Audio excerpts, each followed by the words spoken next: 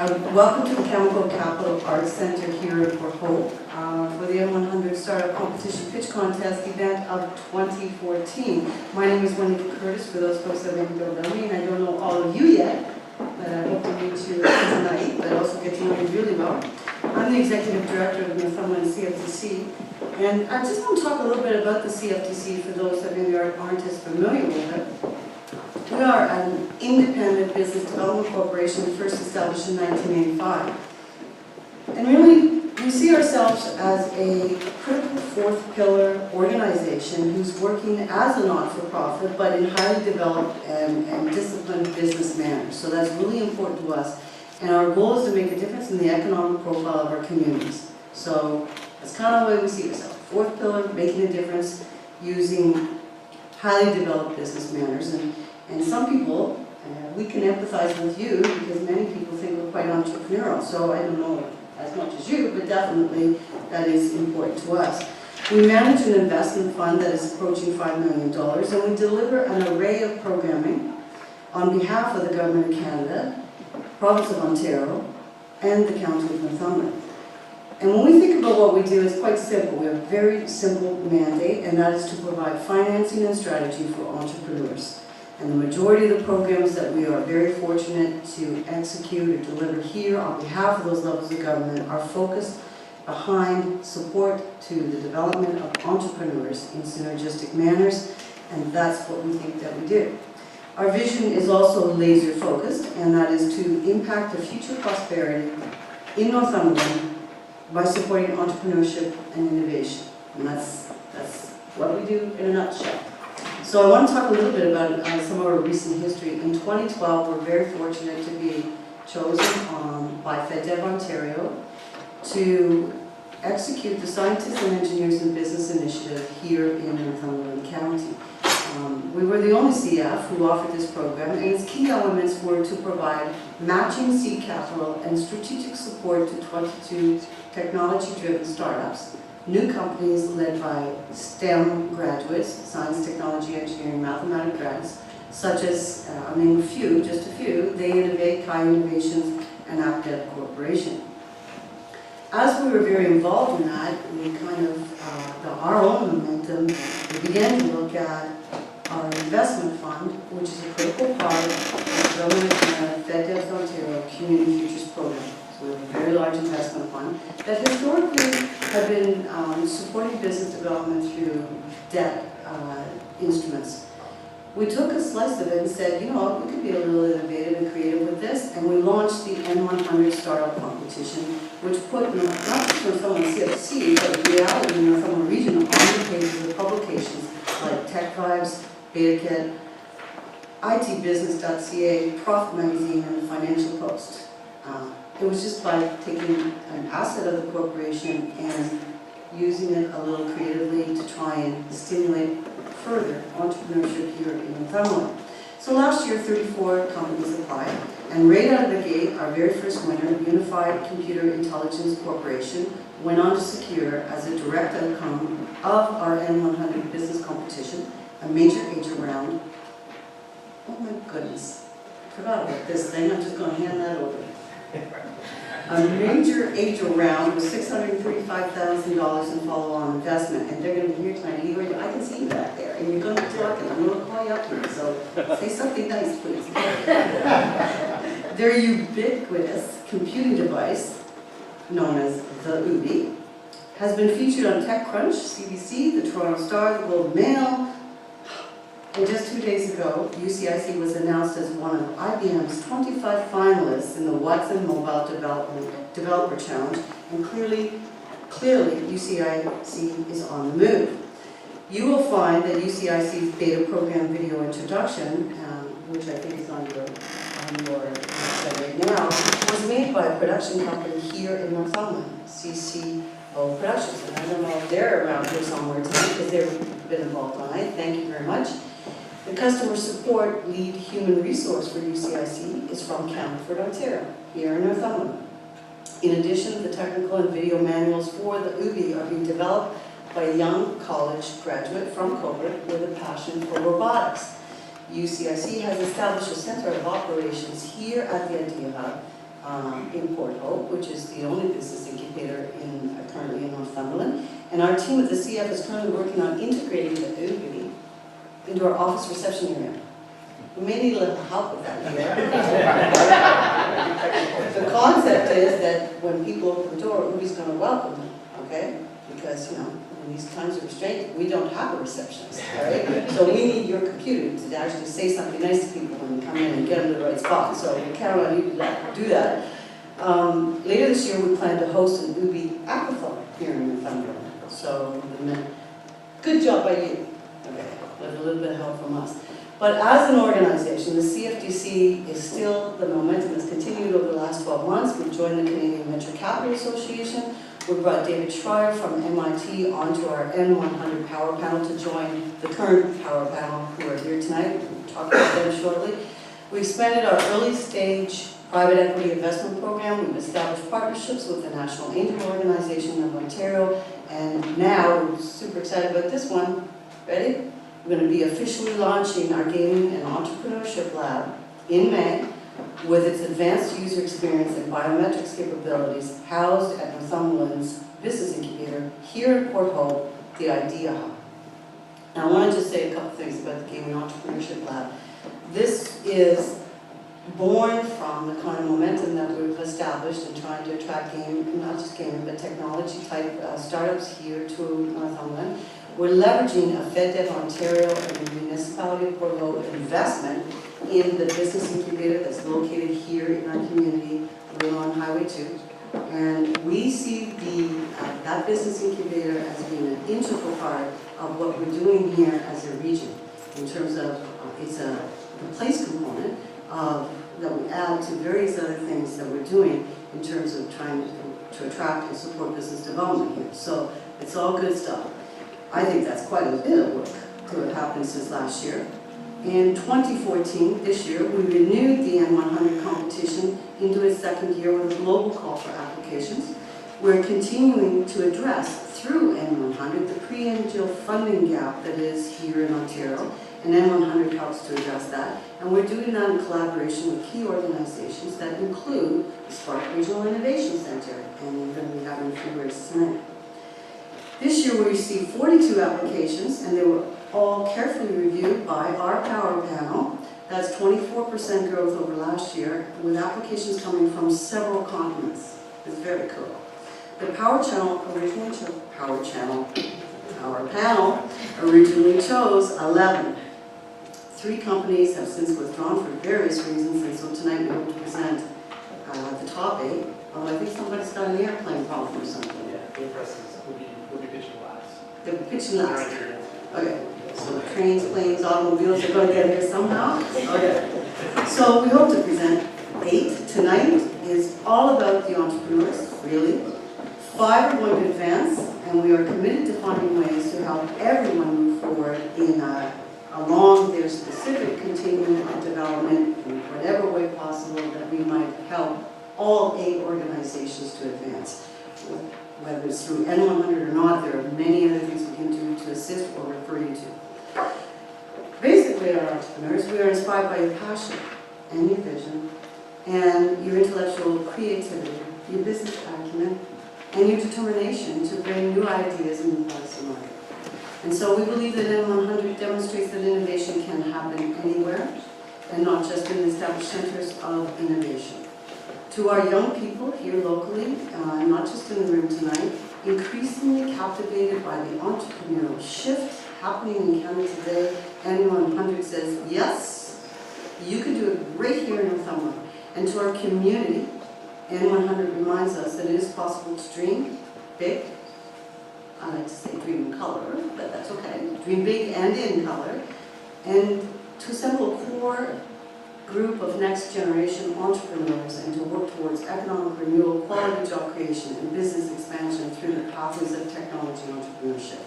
So to our many partners and funders and volunteers, to the power panel, to the board of directors and investment committee, to our staff, I'd like to say thank you, and a particular shout out to John Hayden, who's our lead on N100. He's an integral part of our team, manager of our enterprise programs. He inspires us to get behind him when it comes to N100. language. So thank you, John. To our friends in the audience, we appreciate you joining us tonight at the Capitol Theatre to add further momentum to the evolution of the Newfoundland startup ecosystem. And that's it for me right now. You'd be pleased to hear that, I'm certain. I am going to introduce Dennis Croft, who is the Executive Director of a key partner of ours, the Spark Regional Innovation Center, just for a few words and talk a little bit about that. So Dennis, why don't you kind of take over?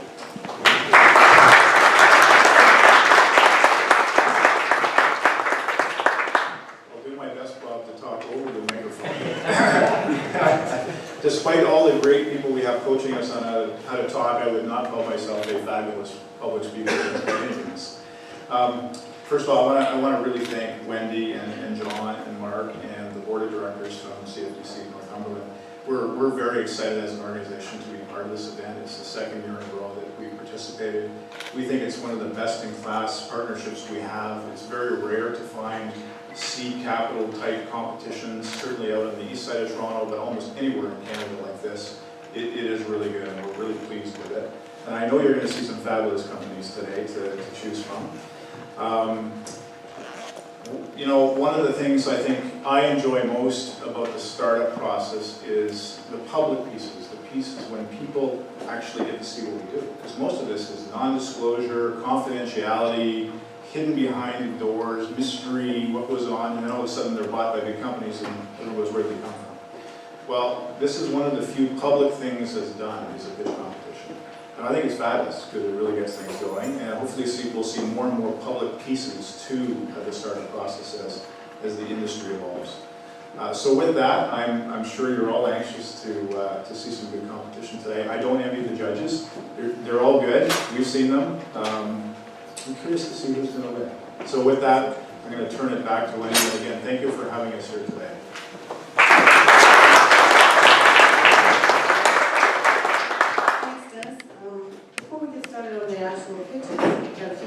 Here. I would like to invite Leorga, who is the co-founder and CEO of UCIC, a Unified Computer Intelligence Corporation, to say a few words. This is our inaugural N100 winner from last year. So.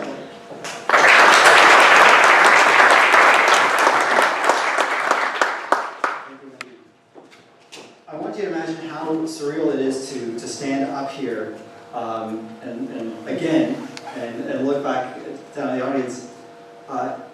1 year ago, standing here pitching for the N100, looking back at all that's changed since then, we've undergone huge transformations. And at UCIC, we're creating the voice platform for interaction with the Internet of Things and Internet services. And we're making the first steps with a device that we call the UBI, which is short for the ubiquitous computer. The UBI is a Wi-Fi connected, voice-operated computer. And with the UBI, you can send email, you can search the internet, you can control home automation devices, you can play music, eventually be able to make phone calls, all through your voice without needing to use your hands, without needing to use a phone or a computer. And we think this is going to completely change how we interact with technology in the world around us. However, 1 year ago, we were standing here, and what we had, yes, we had a lot of orders for the UBI, but we had a barely functional prototype. But we had a vision. We had a vision for how we wanted to see the future, and that future was one where it was really simple to interact with the world around us, that we could use technology but not be distracted by it. And today, because of the N100, the UBI is now becoming real. We have over 2,000 UBIs that are out there in the field.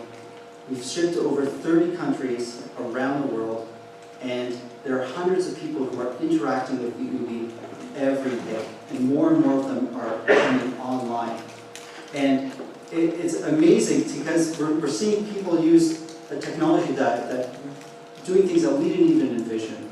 Of course, they're doing the usual thing like turning on lights and turning off lights with their voice, but they're calling their kids down for dinner through the UBI. Supper time, and the UBI, and the kids will say, "Okay, time for dinner, come down." And the parents are let off the hook. We're seeing a lot of people win wagers by asking the UBI questions. So it's really interesting to see that type of technology take hold. But as a company, we've also had to go through a lot of milestones that came as a result of our participation in the N100. The first was creating our board. In fact, we started to populate our board, but we had 2 members who were part of our power panel last year join us on our board, and they're sitting here. Maybe they don't want to be named, but afterwards they can introduce themselves. So we actually plucked them out and they joined us. We were able to close our first round of angel financing to really push us forward as a company. And now we're on the verge of some big technological advances that we think are really going to be revolutionary for voice interaction in the home. But throughout that process for the past year, we've received tons of support from the CFTC, and it's really helped guide us. Just starting at the N100 competition, looking at the finalists over here, they're getting an amazing experience by being able to really practice their pitch. They went through a pitch school. They were able to get coaching from the Spark Center. And just the concept of having to boil down your whole vision and story down to 3 minutes is really the first step to be able to go out and seek funding from other sources. So that has to happen, and you guys are making it happen here. And for those who make it on, their education is actually going to continue. So they're going to be able to go forward and really focus on the core of their business plans, like what we had to do as part of the N100. And you have to do that anyways in order to kind of unlock the key for funding. So there's nothing better than a competition and a deadline to get it done. And this is what everyone here is going to benefit from. And the further you get more experience, so you'll be able to practice your pitching, you put together your pitch deck, you'll hopefully have the chance to practice your negotiating skills with the CFTC. And they're a tough group, but it's worthwhile.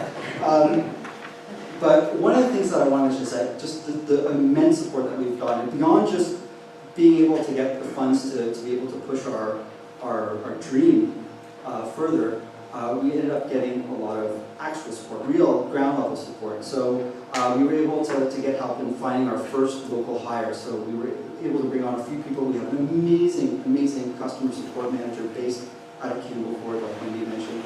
And we're starting to grow that, and we're getting support for bringing on and finding more people. We've been able to establish a center at Idea Hub that we're going to have as a source for more people to come into.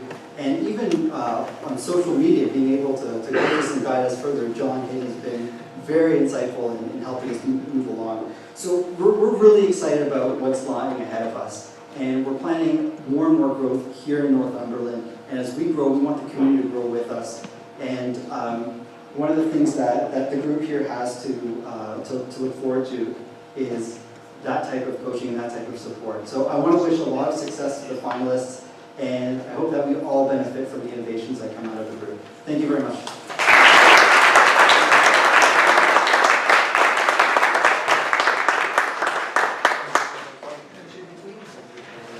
Yeah, is anybody tweeting all that? Okay. Thank you, Leo. That was just amazing. I don't know what to say after all that, other than thank you. Now, I think we need to move on to the pitch contest for tonight. So I would like to introduce you to our 2014 N100 Power Panel. All of these folk have been pivotal in the process of selecting the pitch night contestants. They have reviewed all 42 applications thoroughly and selected entrepreneurs on the basis of criteria. There's a whole bunch later we'll talk about, but generally, large addressable markets, scalability, innovation, commitment to Northumberland, the management team, and the Power Panel themselves are a distinguished group whose bios have been provided to you. I think they're all through the room for your interest. They have insights, knowledge, experience, and passion for entrepreneurs. So maybe just a quick wave out. Paul Godin, a serial entrepreneur. There you are. David Hunter, business law partner at Gowlings. Pauline Walsh, our advisor at the National Research Council. Shirley Speakin, partner at Cycle Capital in Montreal. And Blake Wittgen, the director of Network of Angel Organizations Ontario, and also a serial entrepreneur himself. And unable to be here tonight is David Schreier, a strategist at MIT, who I think really, he must be closing a major deal. Like he really wanted to be here. So I think we'll call him a billion-dollar deal guy who couldn't be here tonight because he sure wanted to be. So big round of applause for our power.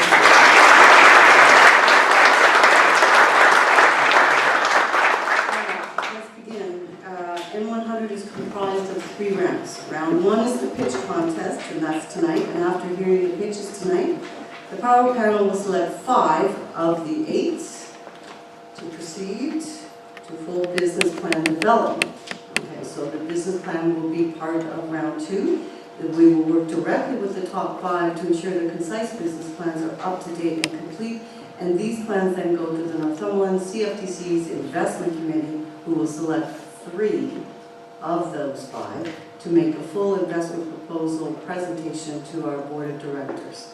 Our commitment is to select a minimum of 1 to proceed to round 3, i.e. the negotiation of the $100,000 investment deal with Northumberland CFTC. So, tonight is about convincing the power panel through a pure verbal pitch. 3 minutes, no visual aids, no props, no presentations. This format was pioneered at MIT and really challenges the competitors. I think everybody said that, both our speakers said it, to crystallize efficiently and effectively and communicate the core opportunity without the distractions of PowerPoints or other demos. The power panel, after those 3 minutes presentation, will have approximately 5 minutes per contestant to follow up with a short Q&A. And at every stage of the competition, the core evaluation criteria at N100 are that the startup must have a large addressable market, that there must be growth potential and scalability, that there should be a competitive advantage, that there be an excellent, credible team who will roll up their sleeves and work and be coachable, and the potential to impact job creation, economic development, and future prosperity in Northumberland. The competitors have utilized the past 2 weeks to hone and develop their group pitches through a series of workshops delivered by our colleagues at the Spark Regional Innovation Center. And I'm going to remind the competitors that Bob Lees, who's sitting here in the front row, has got some kind of timer there. It's going to be very clear. A red circle on the display indicates that you've gone over your 3 minutes. Is that correct? All right, so they were trying to say that I had to come do some muscle thing and pull you off. I'm not going to be doing that. That's not my stuff. So just watch for the 3 minutes stuff, because somebody else might. We will proceed with the first, well, we were going to do 4 startups prior to a small break, but I think one of them is delayed on an airplane. Is that correct? So we're doing 3? No? How many are we doing? 4? We'll go through the first 4, yeah. All right, we're going to do 4. All right, thank you. And then we'll have a small break.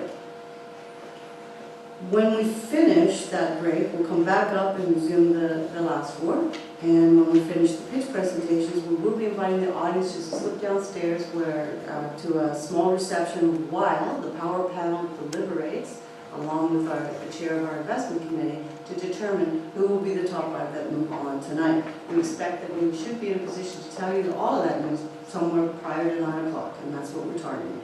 So, competitors, are you ready? Okay.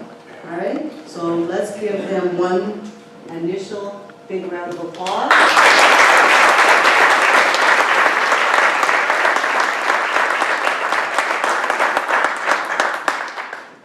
Okay, so I'm going to start with Cham. So I'm going to invite Cham Mongoshi from Johive to make his pitch. Cham, over to you, buddy.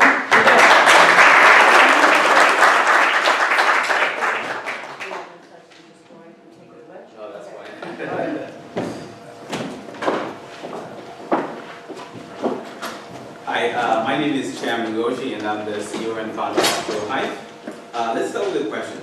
So have you ever tried to use a mobile app in order to get work done outside of the office, only to find out that you needed another app in order to complete that single task? So the number 1 productivity killer for mobile professional workers is that there's an app for everything. You need an app in order to complete very simple tasks. And this problem is further escalated by the fact that they already spend over 25% of their work week dealing with email overload.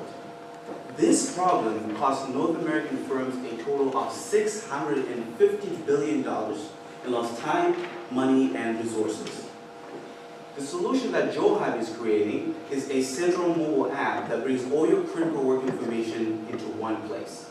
So the solution would actually go and talk to Microsoft Exchange email and relevant cloud services to bring the relevant content and information to me for my day.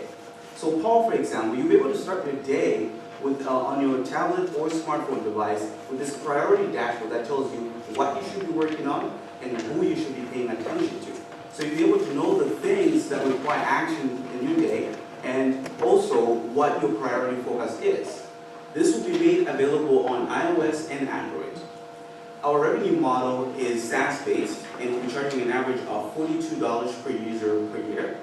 And we are actually operating with revenue with customers such as KPMG, and we've established a user base of 50 alpha users. And we're also in talks with SAP and Best Buy in order to collect deposits for our beta product launch. Our total market size has 118 million business units. However, our total addressable market is 618 million in potential revenues, and we plan to capture at least 10 to 20% of that market. Now, our team is comprised of individuals who have a combined total of 10 years experience building enterprise software products, and we believe we're the right team to solve the #1 workplace problem of productivity. Our main competitors are Comply and Tidbit. However, we're facing competition from two fronts. First, the cloud storage vendors who are dropping prices in order to increase usage for their platforms, and then two, from customers trying to make better use of the existing solutions.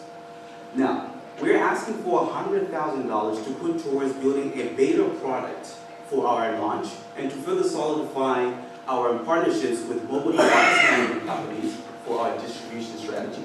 There's only one thing you really need to remember from today, from the start. It's about getting the right information on the right device to the right person and in a very timely fashion. Thank you.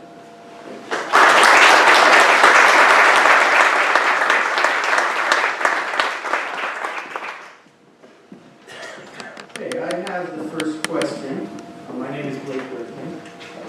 I don't completely understand the business model, but I'd like you to explain a little bit about your traction strategy. I understand you're an alpha with KPMG. That's right. You want money to get to the beta stage.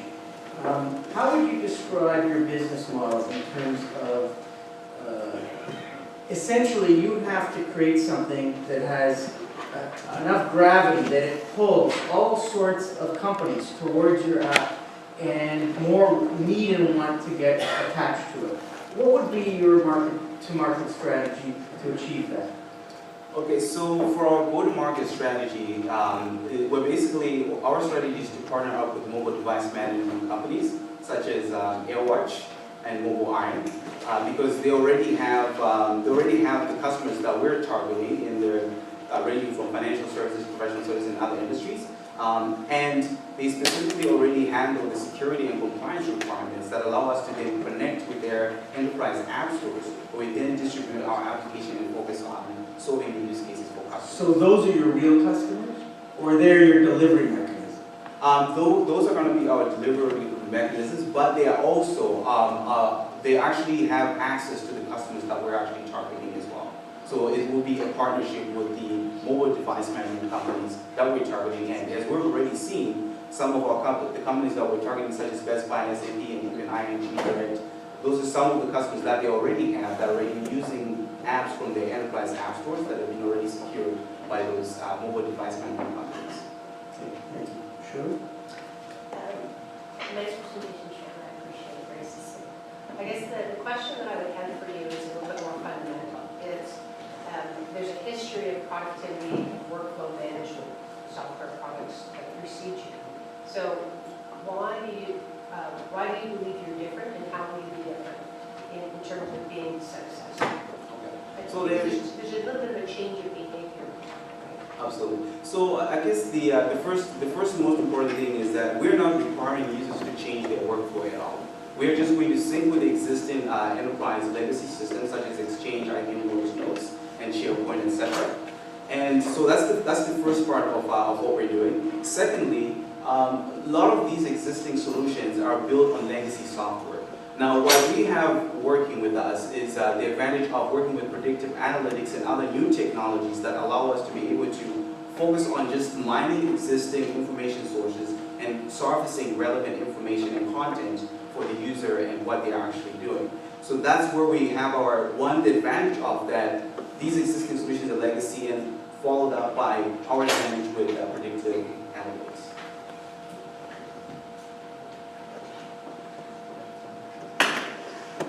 No, I have one. That was a really great presentation, very succinct, very polished, well done. What attracted KPMG to get involved? How do you manage that process? So the process of getting to KPMG, so first, so one of the key things that really allowed us to be able to actually create that alpha user base was the fact that first we approached them and we were trying to solve a totally different problem that was at the rough edges. But they say, no, we don't want that problem to be solved. In fact, here's the problem that we're seeing from a lot of people in the same industry. So we said, okay, let's go in and let's do a bit of customer involvement. We started working with them for a better amount of, I'll say, 3-4 months, just trying to understand the problem, the different solutions, and to really zone in on the problem and what actually needed to be done, which then led us to actually get them on board and then also putting revenue forward as a deposit for future milestones to be met. So it was an issues-based solution.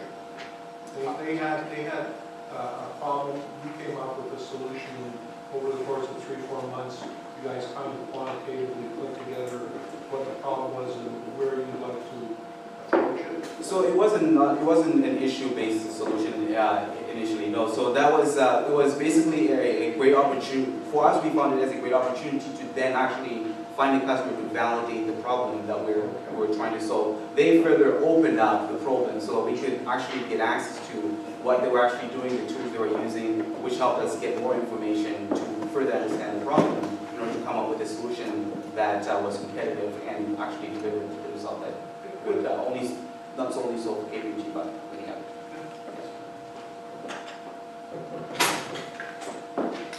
Thank you. Yeah, thank you.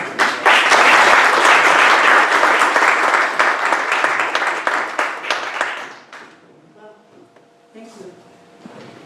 Well, given I have 2 microphones, maybe that would actually help you. I don't know. There you go. All right, where am I now? I've got, I'd like to invite Leo from Kidobi. There you go, Leo. I'm just going to leave that in there. Is that okay? That's fine. All right, good luck.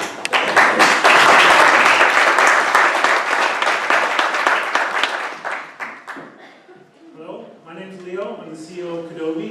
I'm a software developer and a father of 3. Kids today spend more time with media than any other activity except for sleeping. The average child starts watching TV at 4 years old, and preschoolers consume about 32 hours of TV a week. Now with the move to on-demand, parents are now in charge of what their children watch.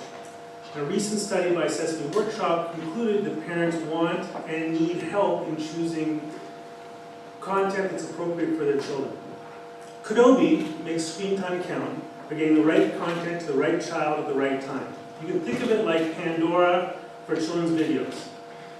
So when a child sits down and hits play, a recommendation engine automatically chooses a playlist for them based on their age, their interests, their developmental stage, and more.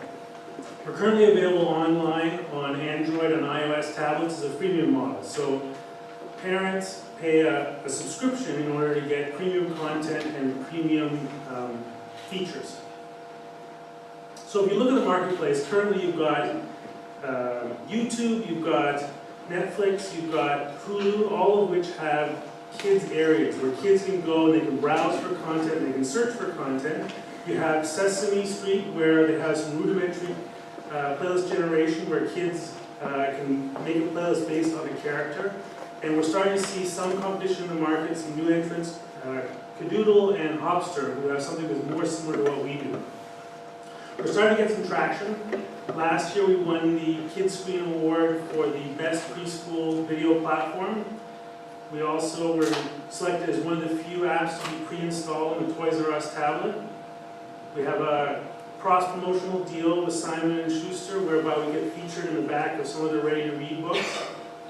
The team is, I'm a software developer, I've got 20 years experience working for startups. We have a child development expert, as well as a UI and graphics person, and a quality assurance person to make sure that everything runs smoothly and works well. We also hire educators on a part-time basis to classify and rate videos. So we've got a great product, we've got good partners, we've got a great team, and now we're looking to commercialize it. So with the money, we would look to hire some a marketing person to bring that expertise into the group. We would also look to run a bunch of different marketing programs to do, I think it's growth hacking as an expression, so we can grow our user base. And then we would look to move our content curation and our development to Northumberland. Thank you very much.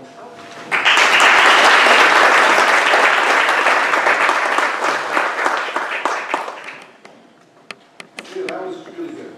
Good job. Thank you. So if you're successful and you get this first tranche for the N100s, 100,000, it's going to help you attract some talent and get a few things going. What happens after that? Where do you see your next level of investment coming, and what would you use that for, and how far in is that? So, the next round of investment. So we would use we're looking to get the next round of investment as soon as possible, obviously. You know, what we would look to do is to look for industry partnerships. You know, when we look at this and a lot of the exit strategies, anybody who has a content pool and they're looking to make their content pool stand out, you know, our software is one of these that they can use to do that. Okay, so is your answer that you'd be looking to get the next round of investment post and then 100 successful and would come from partners? It's Okay, all right, good. My question is related to your competition and how your product has some sort of proprietary mode. You said Cadoodle and Hopster. What differentiates you, and how can you protect the market that you're going to create from those competitors and gain market share versus them? Okay, so there's a few things that we have that they don't have. I think we have a bit more experience than they have. We've been working at this problem for longer than they have. But in particular, we're starting to develop more and more ways of analyzing content so that we can pick out proprietary ways of analyzing the content using the computer, not using manually analyzing it to get actual ratings out of the stuff. Algorithms? Yeah. So, they told me not to get into too much detail, but you know, basically, there's different ways of analyzing the content. You know, you put all of that into an AI so that you can now go and choose and do predictive success based on an expert's rating of a certain video. So then you can take that and apply it to other videos to see how that expert would have rated that video. Thank you. Anyone else wants to jump in? How do you convince parents that Treehouse isn't just a video? So there's defaults that parents have that they just default to with the easy. So how are you going to help change that? So this is a great question.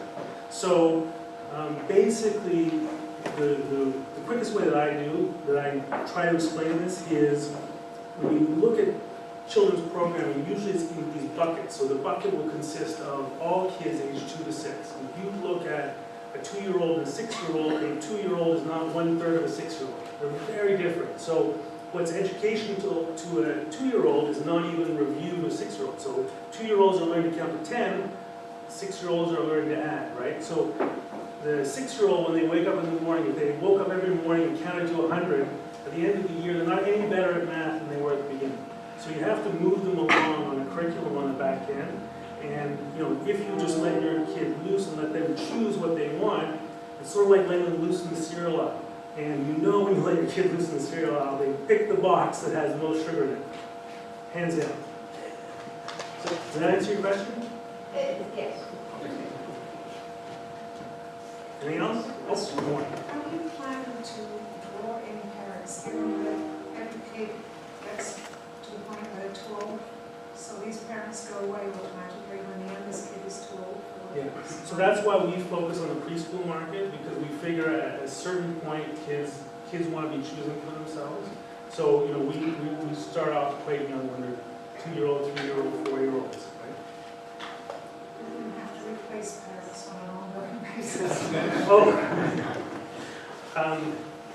I hope we don't have to replace them, but yeah, well, we see ourselves as partners with parents, and we're providing them tools to better choose content for their kids. So as a parent, if, today, little Johnny saw something, and we did a little bit of math, now I want to reinforce that, so I can go and quickly make a playlist using our wizard based on the math that I was teaching them today, and then they can get content that's related to that, as opposed to the parent having to go through and find it all.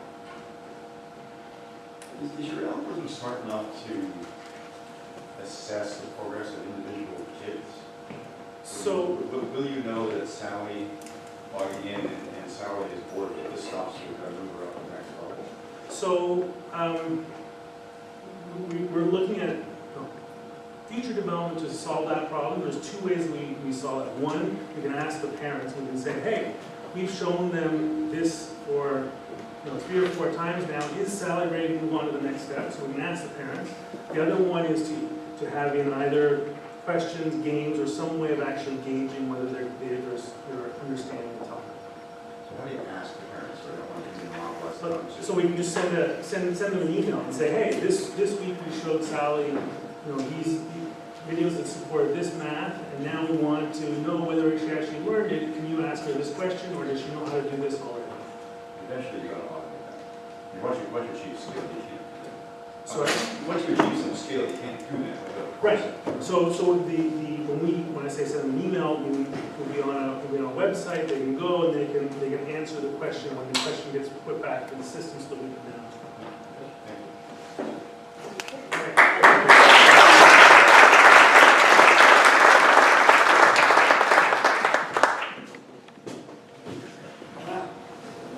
Okay, we have Kyle Reed from Open Ocean Apps. Yeah?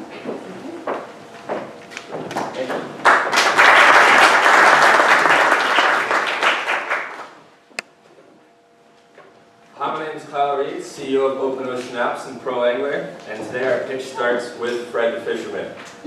So Fred the Fisherman needs a few things when he heads out for a day fishing on the water. He needs to know what he's fishing for if they're in season. He needs to know how to angle for those fish and when to be out there fishing. And guess what? There's no succinct place to find all of this information online or offline in one place, except for our solution. The Pro Angler digital fishing platform will give Fred everything he needs to be on the water in minutes, saving time, saving money, and catching more fish, which is what he wants to do. And this is the big part of the opportunity. There are 46 million more Freds just in the US and 40 million more worldwide. And those 46 million Freds in the US spend $50 billion a year in angler expenditures. So to speak about our current traction, in just one short year and in just one state of Florida, we've generated 21,500 paid users and 2,500 subscribers. And this has brought in $80,000 in revenue in just one short year's time. In fact, we're the #1 ranked fishing app in the US App Store right now and for the past year and a half. We actually rank in the top 10 competing with Michael Jordan, NBA, Major League Baseball, all those top sports apps, just with our regional sports category play with Pro Angler. And our competition really doesn't see the same things that we do. There's a lot of one-off apps and websites out there, but there's really no total fishing platform. So our real competition is the status quo. It's the fishermen going out there, so our marketing will reflect that. But we don't want to stop with just Florida. With the N100 $100,000 investment, we plan to launch our Android version of our app, instantly doubling our reach. We also plan to move out to different territories and states, as well as different revenue streams in the fishing market. And we plan to generate $1.74 million in 12 months. And this will be driven by an aggressive affiliate marketing campaign, as well as some direct-to-consumer marketing. And that affiliate marketing campaign will be done through our industry partners like captains, bait shops, marinas, and so on. And to support this, we're going to be hiring 2 marketers and 1 programmer in our satellite office in Northumberland. And this, of course, will be in addition to our incredibly passionate team of myself, who've been in digital marketing, a few startups in my career in the past 10 years, as well as on the corporate side, digital marketing, as well as my partner, Donald Campbell, who's our fishing expert. He's grown up in Florida, fished his whole life, and he's our industry relationship maker. And I can't forget our technical lead, who is our superstar, who's won various hackathons at Mars, and so on. And also, final tidbit, fishing ranks 2nd next to walking as a leisure activity growth in the next 10 years in the United States. Thank you. I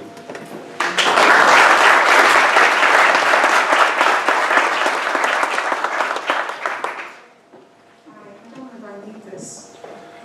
I'm calling Walsh. I'd like you to tell us a bit more about your costs in getting this unique information which you pull in and offer through your app.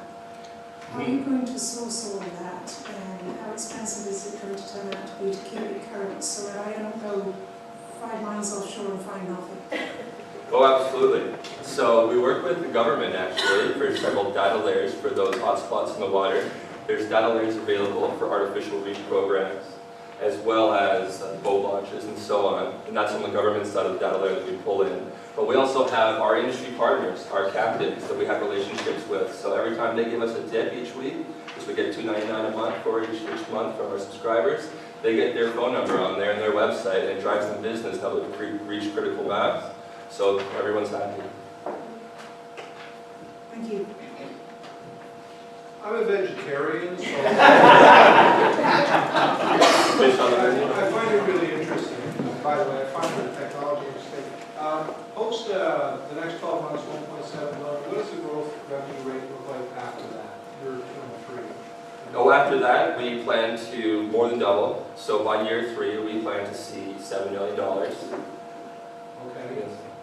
Okay, is that all through the same type of growth with your affiliates and captains and getting your... Oh, actually, it's more than that. So we plan to stream out to several different revenue streams, everything from boat rental to online fishing tournaments. We take a picture of the fish and send it in, pay $5 entry for that, as well as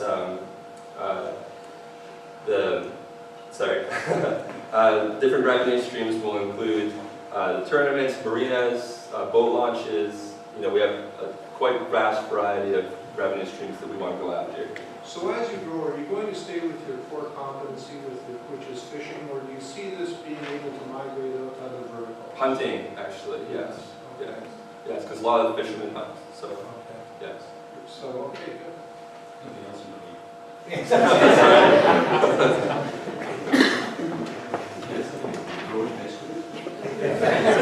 Look into that. Scuba diving actually is on the radar. Squash. We've got some observing scuba divers to have their hot spots in the water, so that's no killing guys. It's good. Anyone else want to? Did you come here from Florida? No, I didn't, but I'm in Miami sometimes. But no, we're out of Ryerson Digital Media Zone, Toronto. Or your partner in Florida, is that right? Yeah, he travels quite a bit, you know, but he is born in Canada, same as me, but he just grew up there, traveling back and forth a lot, so he's very familiar with the area.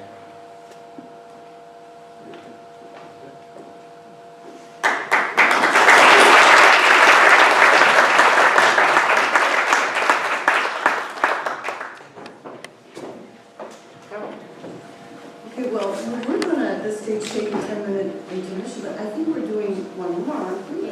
Because, but somebody has been delayed, so I'm gonna invite James Jackman from Providus Therapeutics to the panel.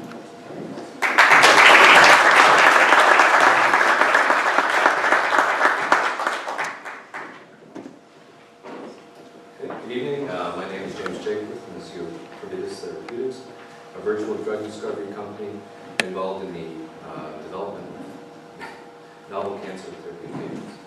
Recent advancements in cancer therapy have saved hundreds of lives. However, countless patients who are diagnosed with end-stage and metastatic cancers still have a very poor prognosis. The current global market for cancer-related therapies is predicted to be around $80 billion right now, and is expected to exceed $100 billion in the coming years. The majority of these agents are cytostatic and neoplastic agents and targeted therapies, which, although they're very effective in first-line therapies, the toxicities related to these compounds prevent prolonged use. Providus is targeting a small family of proteins called the EIF4 family of proteins, which are involved in the synthesis of a family of pro-oncogenic cancer-causing proteins, which are involved in the survival, proliferation, and metastasis of cancer cells. The EIF4F family of proteins are upregulated or overexpressed in greater than 30% of cancers, including breast, colon, head and neck, melanoma lymphoma, and tumors. Providus' academic partners at the University of McGill and the Sloan Kettering Cancer Research Institute have demonstrated that targeting these proteins has a profound effect in multiple cancer models. They've also demonstrated that targeting these molecules are synergistic with standard of care. Therefore, having combination therapies with Providus' compounds and the existing standard of care represents a very exciting partnering opportunity for Providus. Several pharmaceutical companies are in the field, working in the field. There are 2 or 3 clinical trials ongoing right now, but we feel that the clinical trials of the compounds that are being used right now are suboptimal. They will provide early clinical proof of concept for Providus' compounds that will address the shortcomings of the other compounds. We're pursuing 2 programs, one in-house program and one in-license program, to allow for a rapid pivot if one compound should go in. We will direct the $100,000 from the N100 competition towards ongoing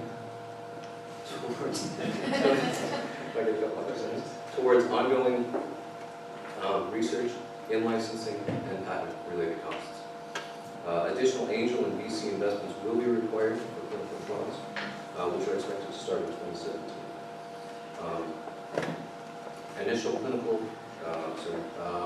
Additional venture rounds will be expected for those. Matching government and foundation grants will be used to further advance the initial round of investment. We look for M&A partnering in 3 to 5 years. I invite you to join me in this exciting competition and this exciting venture. I'd like to thank John and the panel for their time and efforts, and I look forward to calling you N100 team part of this one. Thank you.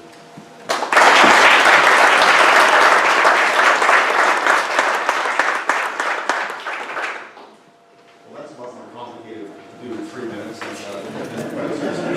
apologize. I had to use big words. So I apologize. You did very well, Anderson Summer. Tell me, I understand what you mean by virtual drug discovery company, is where you started. Sure. How are you different than, So this in is terms of process and business model?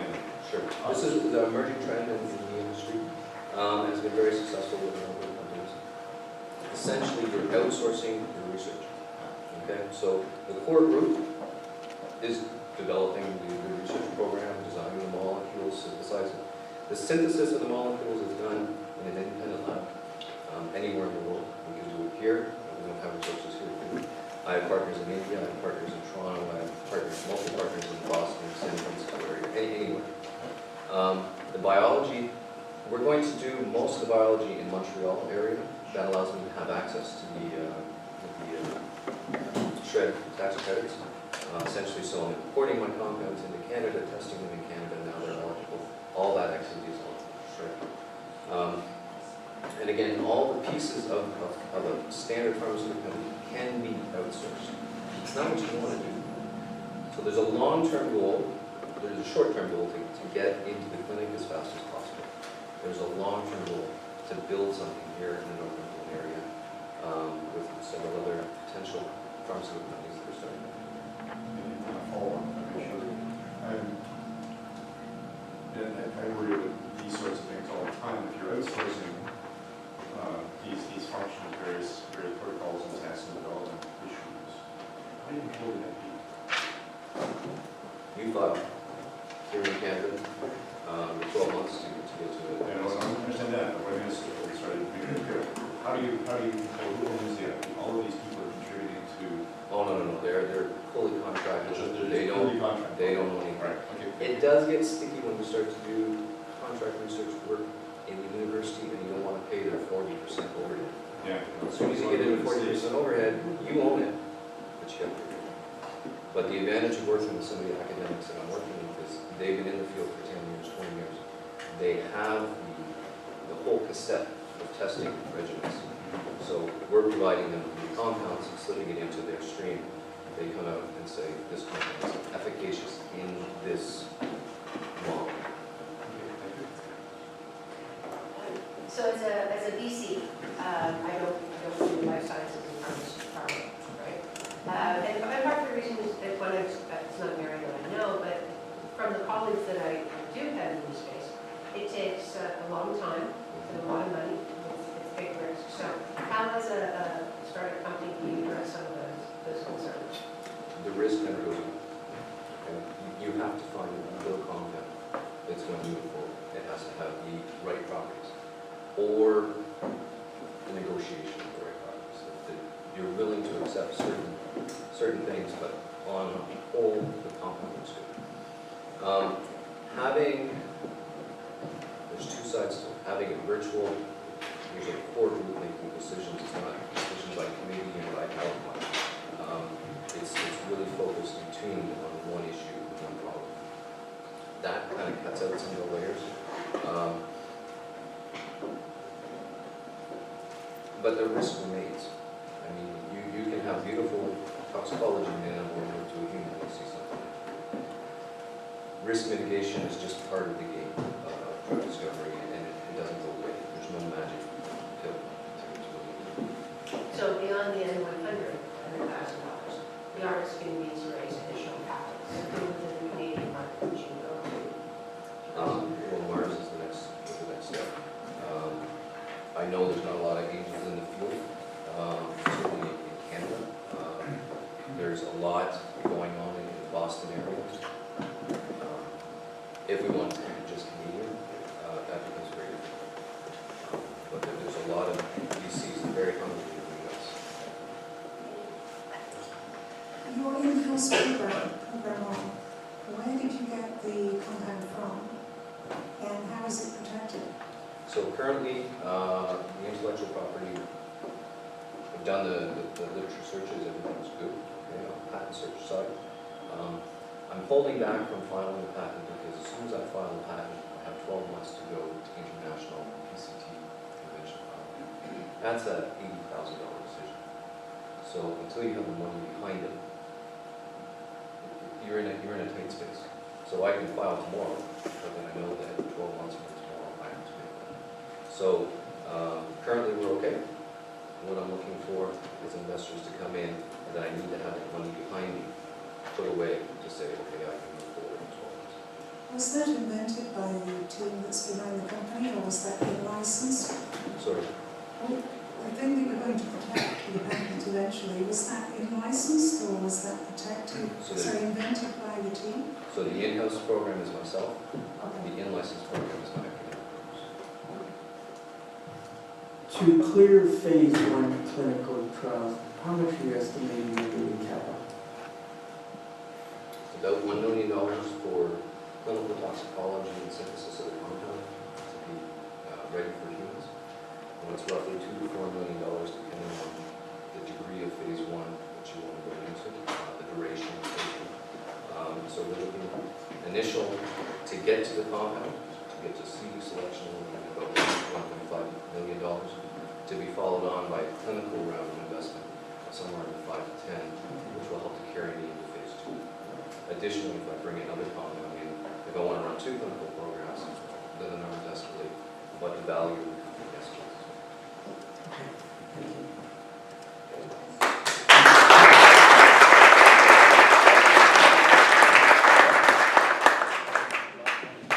Okay, all right, so let's, where are we?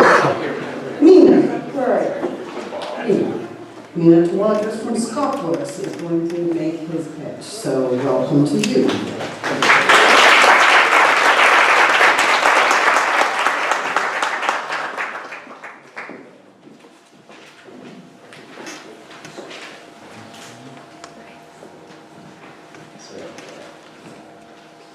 Good evening, everyone. My name is Mina. On behalf of Scottworks, I'd like to share a story with you all. So, Johnny is a worker across the street from here, and although he's an adult today, 20 years ago, he had an experience of saving a princess. He may not have actually saved the princess, but he played a video game, and he felt like he did. And he's played video games for a long time, and playing the game was very different than picking up Super Mario Brothers and experiencing it.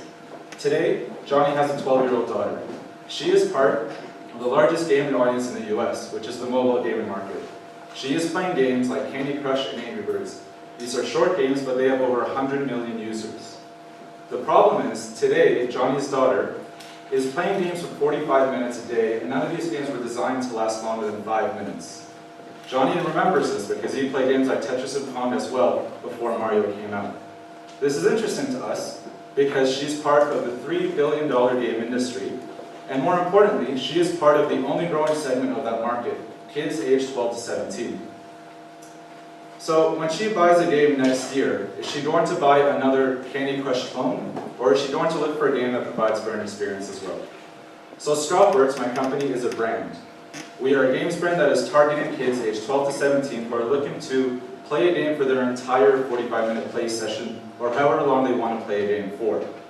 Our first game, titled Atom and Eve, follows the smallest of heroes as he journeys through the world, falls in love, meets molecules, and makes a lot of bonds on the way. So, this game, imagine it like a Pixar movie that kids can actually play. It has a compelling narrative, memorable characters, and it will keep the player engaged for their entire play session, not just 5 minutes. It will be sold for $4.99 on the iPad, $2.99 on the iPhone, and we are projecting $200,000 of sales within the first year. This is the first of many games. We're not just a one-trick pony. We're building a brand, we're building a company, and we are the best team for the job. We are currently 5 members. 3 of us have our Masters of Computer Science within game development. One of our members is currently completing his PhD studying technology that builds our games. And on top of that, we have industry experience from companies like Ubisoft, Dreambox, and Transgaming Studios. And we have been making games together now for 2 years. Mobile games, we built the technology and the content pipeline to build these games out quickly and efficiently. We are looking to build a company with moderate revenue growth, but significant job opportunities, especially within the Port Hope region. We know that region is beginning to look towards game development, and the 30-plus jobs that we plan to provide within 5 years will be coming probably from the university, students who have been trained on our technology or taught by us as TAs. So we know how to get new employees. We also would like to lead an IGDA chapter there to attract more game development studios because we know they're in hubs. So we need the $100,000 for marketing and arts, and we hope that you see this as an opportunity to join us as we start taking gamers who just play games into experiencing them. Thank you.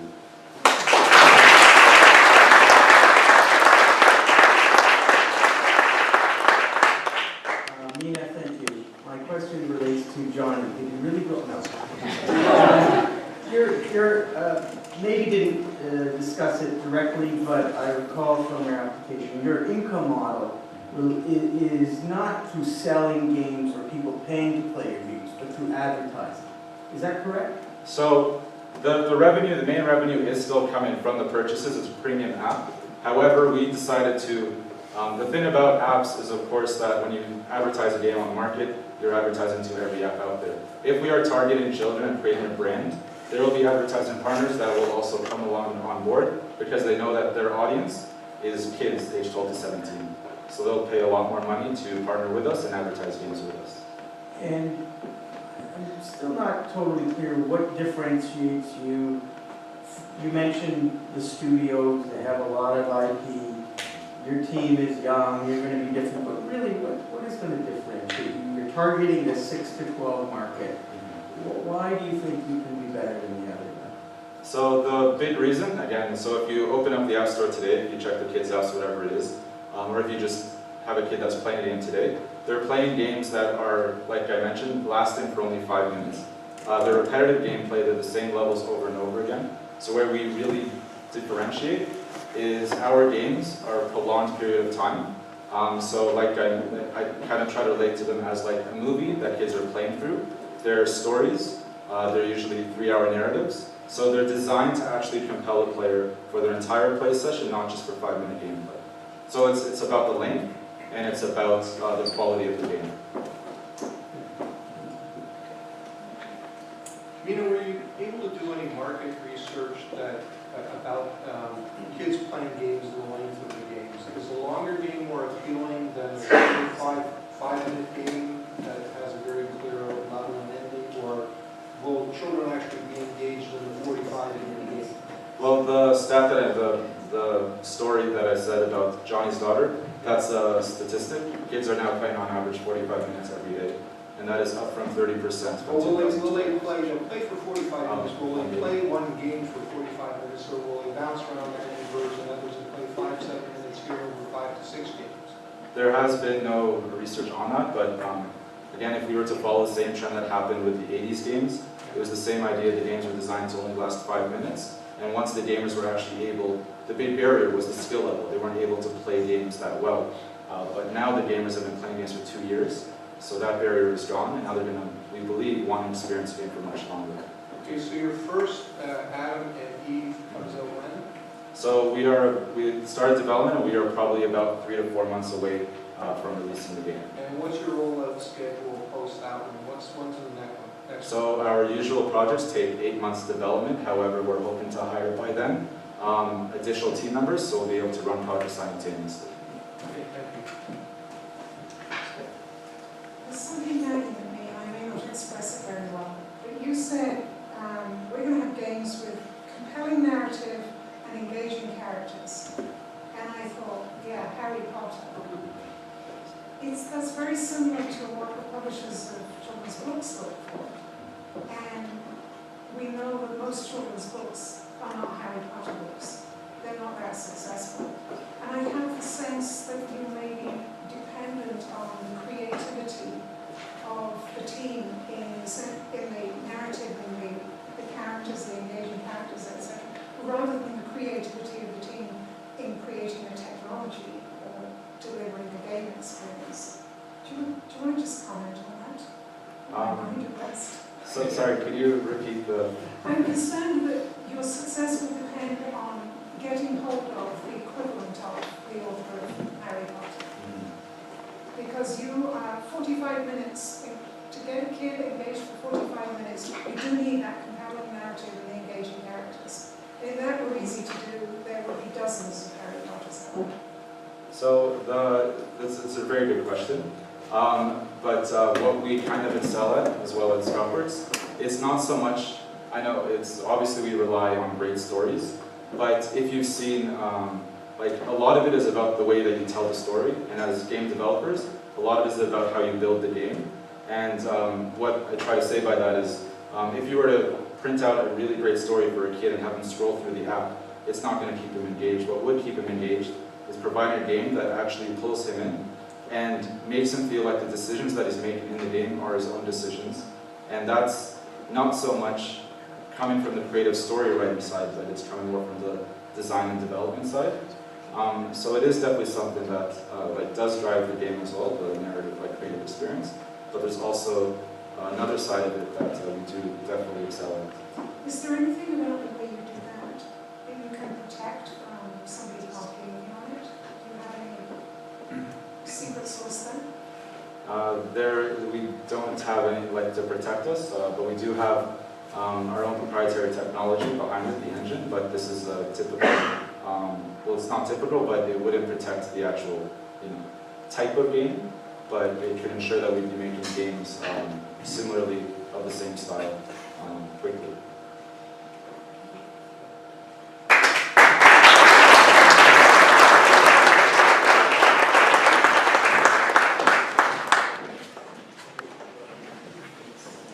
Okay, that's good. Thank you, Mina. I would like to invite Lisa Neal from Smart Leads to make a pitch.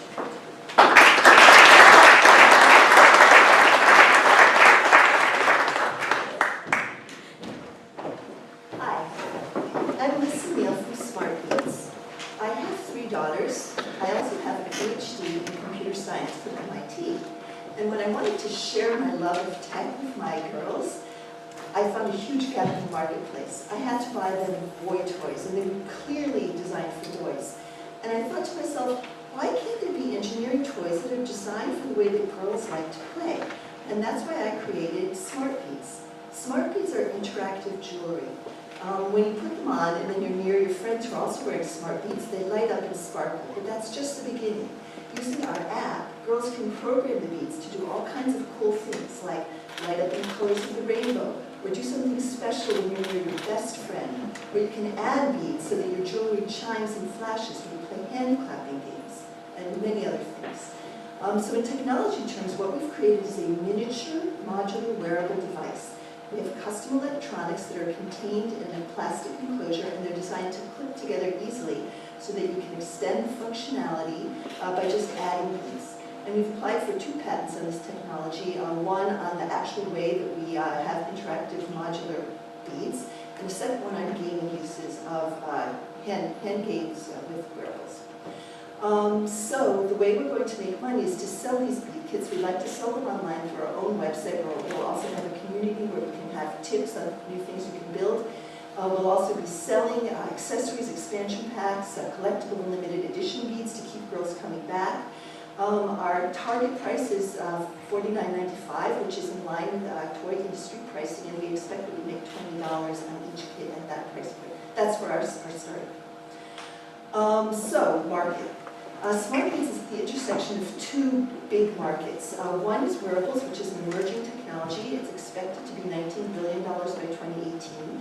The second is toys. Toys is already a huge market, 83 billion sales annually. And of that market, a growing percentage is interactive electronic toys, but as I've said, girls are really underserved in that market. So specifically for our first product, we're targeting girls ages 6 to 11, household income greater than 50K, with access to the internet, and we think that there's, based on US Census surveys, 10 million girls in our target market and 2 million girls age in each year. So there are a few other kid wearables on the market now. There's one by VTech, and there's one called Ibits, which is a kid fitness tracker. You can imagine how much fun that one is. These are more like watches. They're not interactive, they're not extendable by the child, and they don't have that peer-to-peer interaction, which is so important for girls' play. So our team is currently 3 people. There's Drew McRae, who's a component design engineer with gaming company experience. Chris Wallace, who is an educator. And me, I am a startup veteran. I've had C-level roles in a number of successful startups, including being employee one of a company that IPO'd on NASDAQ. So I really know what it takes to build a company from day one to big win. Financially, I'll tell you that unlike the software companies that you've heard from, building a physical product requires real money. And, oh my God, I'm out of time. Okay, so our 6 to 8 month goal is to raise $500,000 in pre-orders. And the 100K we would use for small run manufacturing and marketing. And so great team, great product IP. I hope we convince you that we are a great opportunity for the N100. Thank you.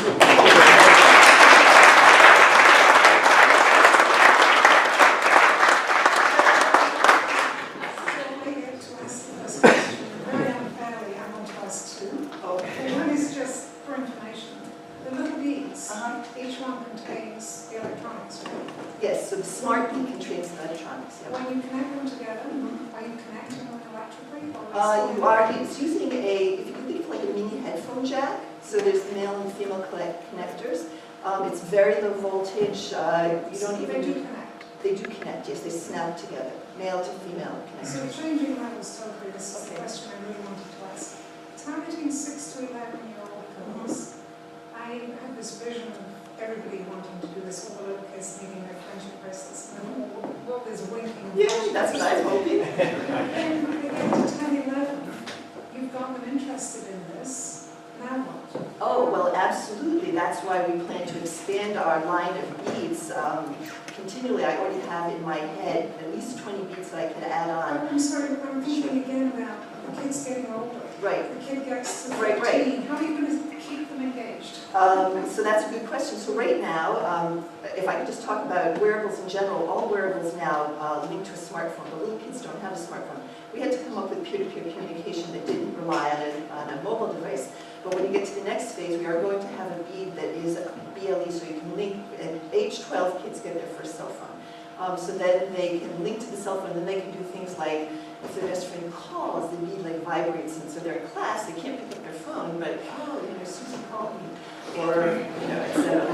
So we do plan to extend this to older girls and also to boys. I mean, my passion is girls, but it has not escaped me that 50% of the market is boys. I was very intrigued when I read your application, because it kind of appeals to me on a number of levels, but you said you had 2 patents I in do. application. PCTs. Okay, and where are they? Which country? Yes, I've done a national phase in the US on the gaming use of beads, and PCT. I just filed it on the actual construction of modular device. Okay, in your pricing structure, your pricing model, have you given consideration to distributors? I have. Okay, so That's why I would prefer to sell it online, because that way I get to keep way more of the money for myself. But toy, yes, but toy industry distributors typically take 40%.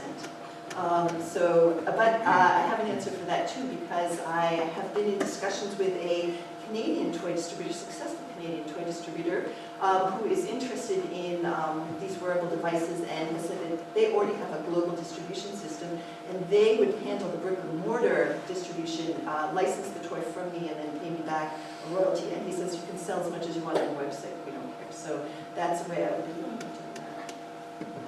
that's a very good answer. Yes. Your application and your analytical grasp of startup and go-to-market has impressed me.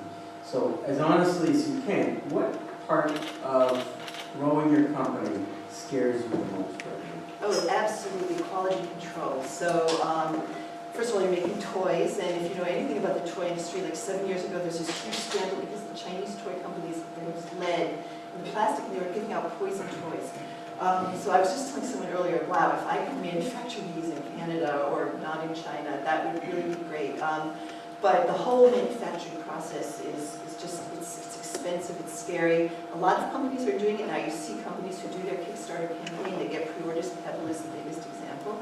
So it can be done, but that's the manufacturing the actual device as opposed to just the software, which is so easy. Thank you. Sure. So, you're involved in a lot of things. I am. So what's your commitment to the company? So I have to say, in full disclosure, that Shirley and I used to work in the same building, and I actually have pitched to her, and she's turned me down many times. But now this is So I actually left Mars Innovation, I don't know if you know that, in August, and I have spent my own money on the patents, tens of thousands of dollars, and my time. So I am 100% committed to making this company work. And so is Chris there. So. I know, I had boy children and girl children, so I know nothing about girl children, so I'll do that. I assume you market tested this That's a idea, good but what's question. the outcome been? I have not done formal market testing because I don't yet have the complete product. However, I can tell you that informally, everyone I've spoken to really liked it, and actually people have come to me. So next week I have a meeting with Girls Learning Code, which is an organization that tries to get girls into technology, and we're meeting it because they heard about my product and they would like to use it in their summer camp to teach girls about wearables and programming wearables. So I do have to do real market testing, but I need to get a device that I can play test with actual children. I can't give them a board, which is what I have now. Okay, thank you.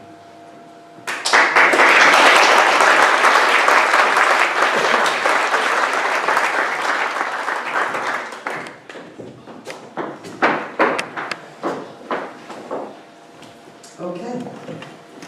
That was very interesting, Lisa. And I do have girl, what did you call them?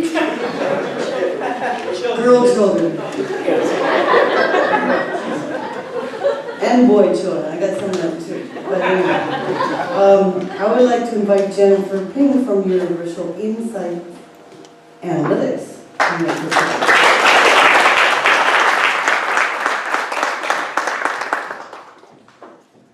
Hi, my name is Jennifer Ping from Universal Insight Analytics. So imagine Bob, a web analyst at a local marketing agency. He's currently managing multiple projects, clients, and pitches, and he's responsible for delivering analytics, reporting, and setting up the client metrics system. So what this means is he's consumed by the amount of data that comes by his desk every day. He spends 5 to 6 hours trying to compile reports and presentations for his clients. and really has little time to dwell into the data and look at true, real analysis that can impact the optimization of the campaigns.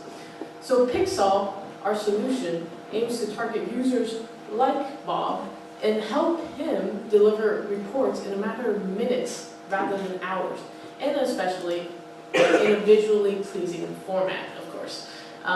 Pixel is a proprietary software that connects to multiple platforms such as Google Analytics, and it's currently working, it has a back-end data manipulation tool as well as integrates seamlessly with a front-end infographics dashboard. Our market is marketing agencies and analytics and e-commerce driven organizations. So we currently have initial interest from companies such as Walmart, FedEx, and Ogilvy.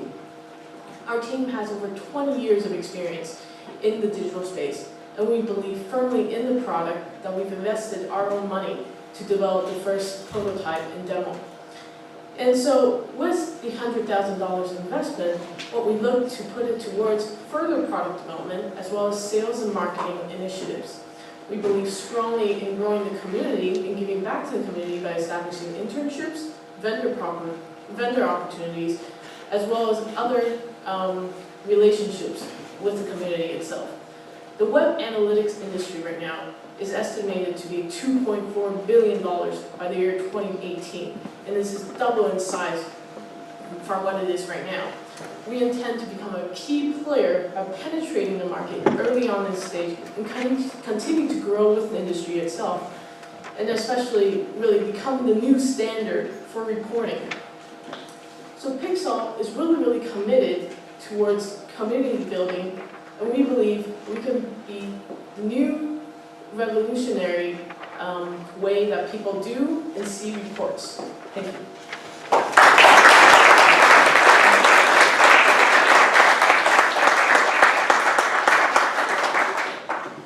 So I'm achieving two questions for you. Yes. Can you give me a little bit more color on your relationship with Walmart, FedEx, and Ogilvy, where you are? Okay, so we've got, I've set up a landing page where we've got people who are interested in becoming beta testers for the product itself. And they came through some initial social marketing that I did, so that they were interested in becoming beta testers. So that's the case for Ogilvy, that's the case, actually Ogilvy I have spoken with them, and they're interested in looking at reports and taking a look at whether or not this would actually fit with what they're doing for some of their other clients, because they currently use Tableau at the same time, but Tableau isn't for every client that they have. So they think this might be a solution that can fit the other segment of the market. So they're not actually using the product yet? No, because it's currently in demo, so it's not fully, it's not a full prototype yet. But we're building a backend system, and it's expected to roll out, say, in about a month and a half. And it's an incredibly competitive space. So help me understand how you intend to differentiate yourself. Okay, so first of all, we are an infographics sort of front end.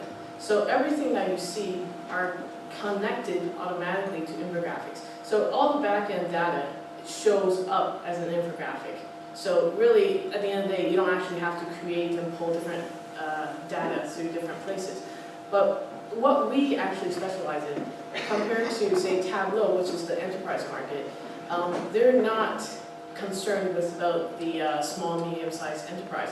While we have Gecko Board, which is a dashboard product, which really can't deep dive into data. But our backend is actually able to segment.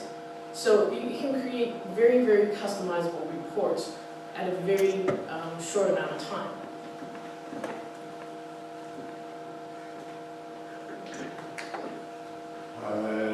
I'm having trouble understanding how this works, I must say. Okay.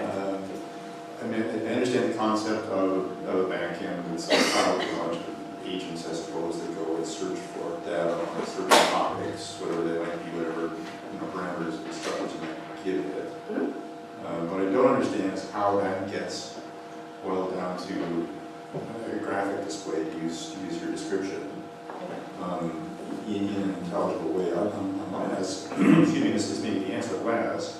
There's a lot of setup involved for each report, saying, you know, this is what the report has to contain, these are the sorts of sources I want you to look at, this is how I want the results displayed graphically. I mean, is that how this works? You would instruct this algorithm and it goes and does your bidding? Is that what we're talking about? So essentially, we're pulling, imagine what Google Analytics does. It creates multiple custom reports on various aspects, right? But for analysts, what they have to do is they have to compile all that into one single report. And that actually takes them quite a bit of time because they have to copy bits and pieces and, you know, readjust and everything, and while trying to clean up the data at the same time. So what we can do is we can actually set it up really quickly by querying, and then essentially everything populates through to infographics. So it eliminates all the process in between. And in terms of the setup time, it's a fraction of the time because you don't have to go through all the different stuff. Once it's done, it can actually be implemented into multiple accounts and not just your single, say, profile that you're working on. Does that answer the question? Yeah, I think so, but you know, what concerns me is when you reduce things to infographics, there are an awful lot of assumptions that go into reducing data to that kind of simple form. And Yes. I always worry about not getting the right instructions in place, ending up with an infographic that looks great, but doesn't really get to what it's supposed to get to. And to me, that's a very tricky part of the process. And I don't know if there's a way to simplify that without, you know, going to the 30,000 foot level, which doesn't achieve your purpose. So what we're doing is actually creating templated reports initially to roll out, and then basically the user can actually customize bits and pieces of it so that according to what they need and what they want to see. So it's able to segment into it even though it's coming from a template. Okay, thank you.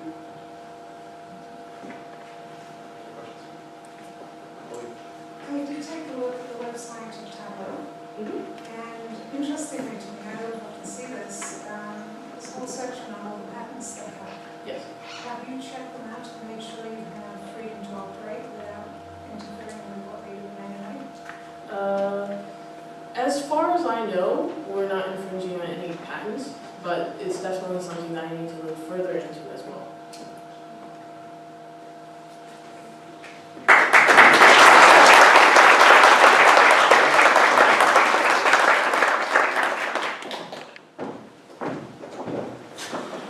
Okay, so we have one more tonight. Who tells us the death of gamers?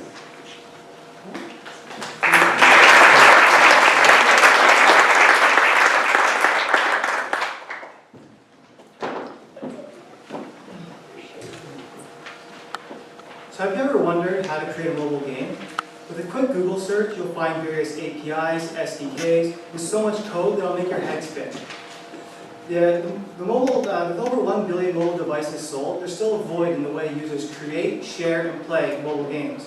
When creating interactive content is difficult and expensive. Aspiring developers and authors lack the skills and licenses required to publish to the App Store. The existing solutions are either too hard or too limited, and often lack the creative freedom they need to make a game. Our solution to this problem is GamePress. It's an iPad application that allows anyone to easily create interactive content and publish it to the App Store. With our robust behavior system, you can add things like animations, special effects, physics, and even artificial intelligence. This gives you the ability to create a wide variety of titles ranging from sophisticated mobile games to interactive storybooks. With the mobile gaming industry reaching over $23 billion by 2016, there is a clear demand for interactive apps. To start, we're focusing on the interactive children's book segment. This is a $3.5 billion industry on its own. $3.5 billion on its own. And unlike regular mobile games, the interactive children's books have much faster turnaround time, and we already have authors lined up to create interactive versions of their printed books. With GamePress, the GamePress app is completely free. We'll be making our money by publishing user-created content to the App Store and taking a 15% royalty. Unlike traditional publishing models, we don't rely on hits. Because of the ease of use of GamePress, we'll be publishing a large volume of content very quickly. For example, just publishing 500 books a month priced at $5.99, gives us over $1.5 million of revenue in just our first year alone.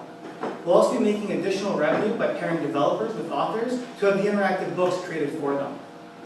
Existing tools like DemiBooks and Touchu are very limiting and have confusing publishing models.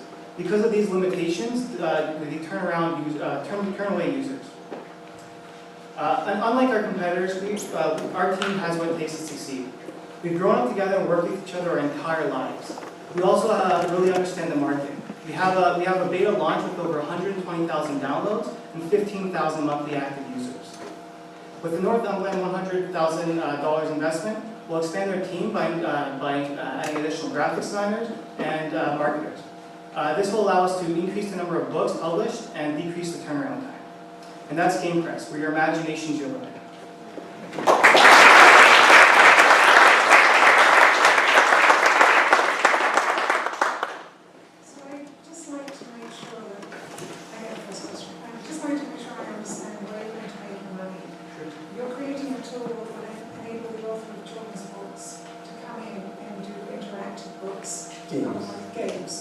Games built on some story that they have created.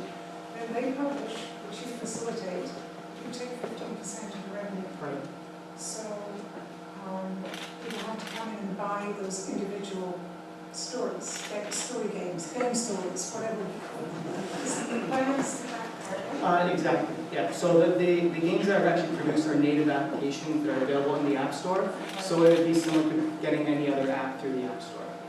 So you're not going to charge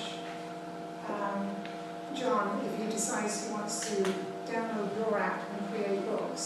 Right. He only pays when somebody's paying for his finished product, which you've helped him publish in the App Store. Exactly. So our basic monetization is we want a large volume of books. By making users pay for our application, that limits the amount of volume that we can have. I needed to get that straight because I'm afraid I got confused in the storyline. So your target for downloads is amateurs like John. I'm sorry, John, if you're not an amateur game developer. And then you make your money when John has written this creative game story and it's being bought. Exactly, but it doesn't have to be an amazing game story. So we estimate that around the revenue I gave was with each book only 50 downloads a month, which is not a lot. Typically, you can just put a game on the App Store and it'll get 50 downloads. So we're not relying on hits, instead volume. Thank you. A very interesting process. How difficult is the gating issue in getting the story? Now you've got me confused with terminology too. Getting your games published. How difficult is it? If you start producing a lot of these things, because your programs are successful, lots of people doing it, are you going to run into some sort of wall or throttling them? It's not much of a model. So we're basically outsourced the quality control to our users. Right. So part of our user base exists a community of players. So we're basically going to outsource to them, say, is this game a certain level of quality with checklists? And basically, once they're a certain threshold of quality, if they pass that sort of inspection, they'll be put through our automated system, basically submitted to the App Store. But there's still a control about how many or what apps the App Store will take. So the App Store itself has its own quality control in there as well, and we don't promise that every game is going to be approved. So if an app is rejected from Apple, then we just go back to the developer and say, give them the feedback that Apple provides, and then they can address it. Yeah, because of course, until you get the publisher, you're making no money at all to all the store. Right. The publishing is also one aspect of how we're making money. No, I understand, but that's the principal business model, right? Yeah. Again, we keep talking about IP tonight. Are there, what is it that's unique about your system that's protectable? So the core application of how you actually construct these games on an iPad is basically what we have. Our behavior system is completely different than traditional programming. It works as a series of action events outlined in a flowchart, which makes basically understanding this concept through logic flow much easier. That system alone, we've spoken to some attorneys and things, is patentable. And that's basically our key technology. Thank you. What stage is your development at right now? So we have a live beta in the App Store right now. We're just starting to roll out the publishing aspect of it now. So the publishing hasn't been live just yet. We have users who are using our platform. We have over 9,000 created games within our community, but not published. So we're just now starting to roll out the publishing service. So that tweaks a question for me, which is how do you find people who are creating the content? Because without those people, you have nothing to publish. Right, so we basically, right now it's being all organic growth. We put a few $1,000, $1,000 or $2,000 in Facebook advertisements just to basically test out the market for that. And we found our average cost of install is only 15 cents. So, and then as well as that, there's a lot of word of mouth growth. So these users want to tell their friends, their family what they've created, and that brings on even more people to our platform.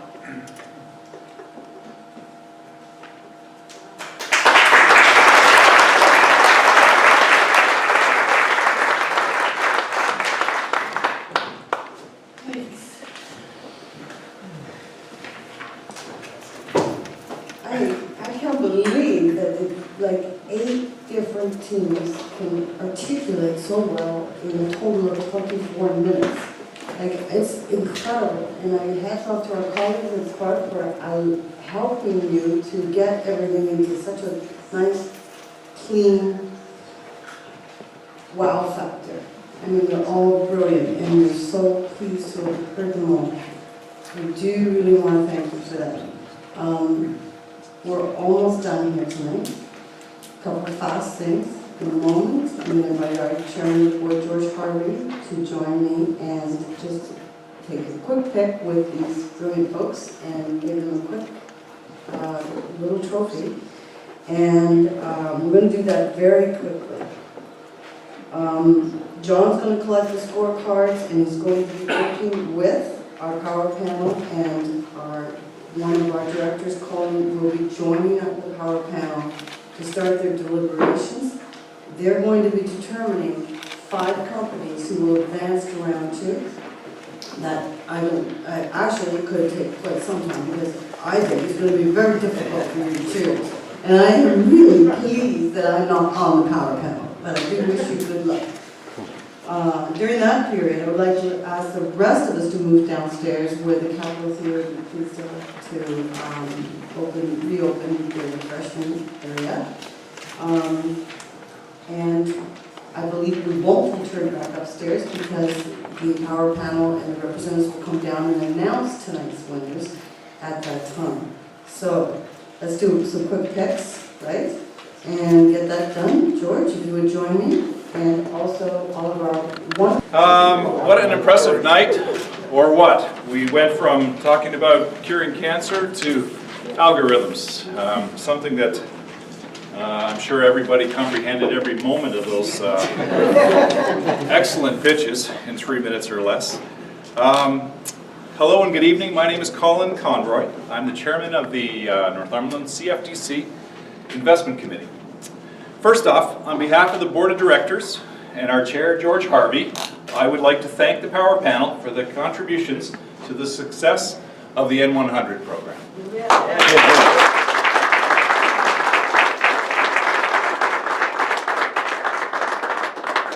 It's been a very exciting evening, and the competition was tough, there's no doubt about that. We're all extremely impressed with the outstanding ideas, visions, determination of tonight's next generation of entrepreneurs. As an entrepreneur myself, I fully understand and appreciate the challenges to bringing new ideas to market. So our hats off to you guys. So now it's my pleasure to announce the N100 Top 5. Here's the way it works. These startups will advance to round 2 of the N100 Startup Competition. We will work with these entrepreneurs to update their business plans and prepare them for submissions to the Board of Directors of the Northumberland CFTC. Of the top 5, 3 of these candidates will be selected to make an investment proposal presentation for us. From there, 1 will proceed to a negotiation process for the $100,000 investment deal. Everybody got that? Your 2014 N100 top 5 startups in alphabetical order are, I'm going to ask you to come up one at a time. We'll hold the applause till we've got all 5 of them up here. Game Press. Come on up. Congratulations.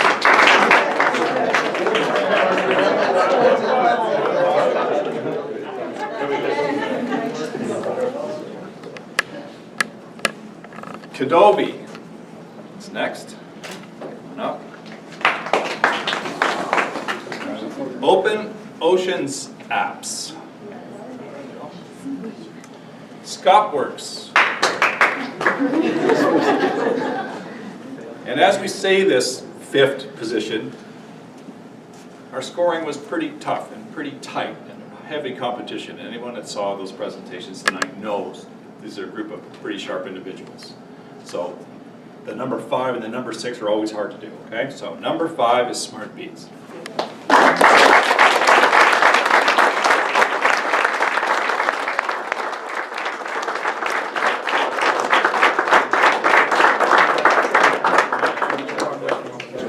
For the other 3 startups who did not advance to the next round, it's not over, I'd say. We've met you, you've had a great night to explore some very interesting people, mix, mingle with some entrepreneurs, and lots of great opportunity to get your name out there, and you won't be forgotten. So for the 3 startups who did not advance to the next round, we thank you first of all for competing with our N100 this year. And this year we're pleased to add a little more value to the competitors. What we're going to do is each of the 3 who did not make the top 5 will receive a 1-hour, one-on-one coaching with a member of our power panel. So David Schreier from MIT will be meeting with Providus Therapeutics, and Pauline Welsh from the National Research Council will be meeting with Johive, and Gowling, Lafleur, Henderson LLP will be meeting with Universal Insight Analytics. So thank you everyone for tonight, for joining us, and we look forward to announcing the ultimate outcome of N100, and that'll be our top winner, and that'll happen in July. Have a safe night. Drive